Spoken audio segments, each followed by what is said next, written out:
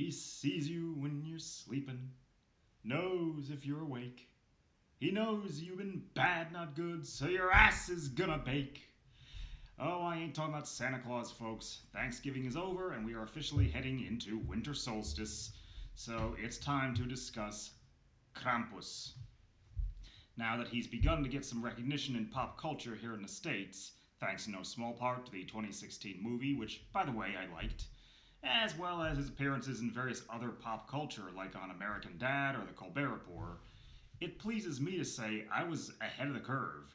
I first became aware of Krampus thanks to, of all things, an obscure 1990s horror shoot 'em game called Carnival.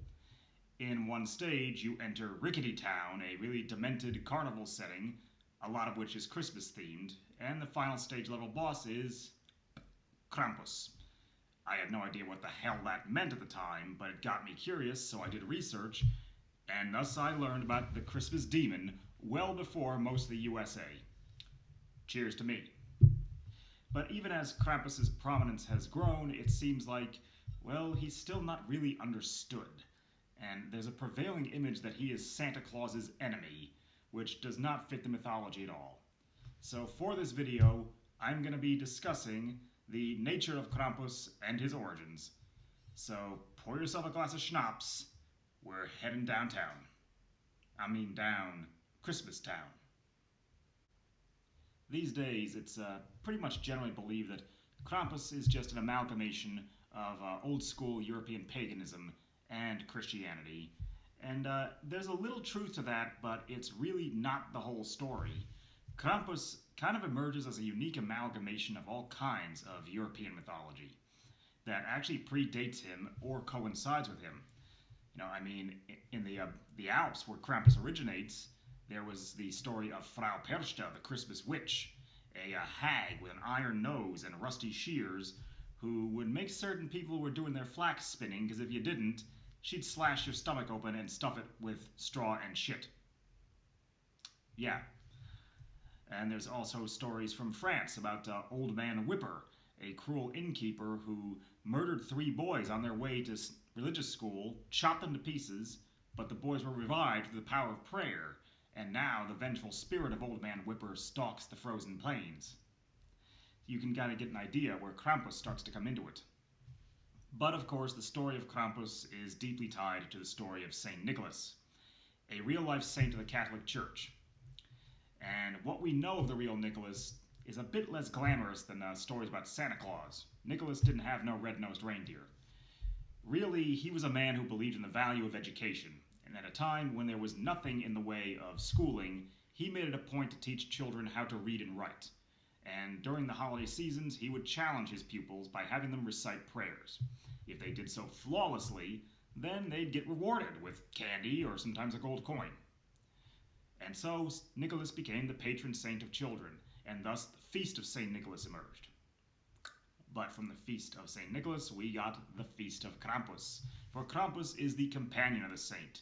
While Nicholas visits homes to reward good children who have behaved themselves and tended to their studies, Krampus is there to put the bad ones back in line, to scare them by banging his rusty chains and ringing his loud bells, and of course the really bad ones get spanked with a birch tree branch, and in some cases he'd just throw them in a big bag over his shoulder to carry them off to who knows where. So Krampus really emerged as the counterpart of St. Nicholas. Probably a lot of parents misuse this myth over the years. But I think there are other contributing factors to Krampus' emergence, namely medieval theater. Such productions were commonplace because, I mean, it's not like they had TV or the internet such as we're using right now. And particularly the Christmas productions were kind of weird, and very frequently featured the character of Satan, running about on stage in a fur costume, wearing a wooden mask, and frequently restrained from leaping at the audience by other characters holding him on the end of chains. Kind of starting to see the connection, aren't you? These days, Krampus is celebrated in a bit more benign way with the usual Krampusnacht, the running of the Krampus, the parades that we've all seen videos of. And the tradition now consists of exchanging greeting cards that read, Gruss Von Krampus, greetings from Krampus, getting sheet-faced on schnapps, although I believe in actual Bavaria, northern Italy, they tend to drink a fruit-flavored schnapps, not peppermint like this, but hey, one good drunk is worth another. And then you go to the parade to watch the monsters. But even this has an alternate explanation for us. You see, the old school Krampus parade did in fact coincide with the parade of St. Nicholas, during which, well, villagers dressed as the saint would visit your home and ask you to recite prayers, so naturally Krampus came with them. But there's also a small element not dissimilar from the ritual of taking your children to the mall to see Santa here in the States. Because when they go to the Krampus run, they can actually see the Christmas demon. They can reach out and touch his fur. They can feel his breath through his wood mask in their faces, and they know he's really out there.